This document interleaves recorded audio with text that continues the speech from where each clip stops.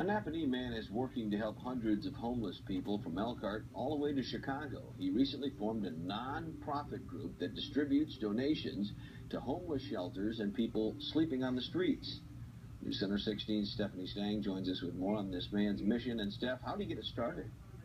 Well, Terry, the idea came to John Schaefer back in November of 2012. He was in Chicago walking along Michigan Avenue, Christmas shopping, and he noticed many homeless people sleeping outside on the street. That's when he made it his mission to help them. For John Schaefer, the mission to help the homeless didn't start so close to home.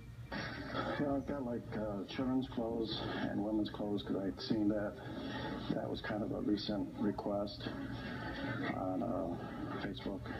For now, he's dropping off clothes at Faith Mission in Elkhart after a recent plea for some of the necessities. But when it's someone coming in the front doors of Faith Mission and everything that they own is on their back, it's a big deal. And he's also visited 5 other shelters in Michiana with donations after forming a not-for-profit called the Chicago 5 for the homeless. Fortunately, there's not many homeless people that sleep on the streets of Elkhart, downtown, and in South Bend.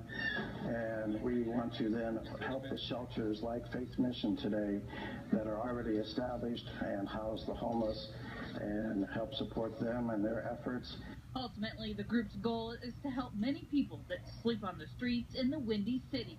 The idea came after Schaefer saw an overwhelming need while Christmas shopping more than a year ago.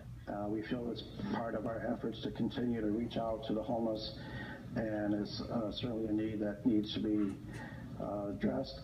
And hopefully, as the group continues to gain momentum, those needs will be served from Elkhart to Chicago. But when we've been able to give them clothing and necessities, they seem to light up.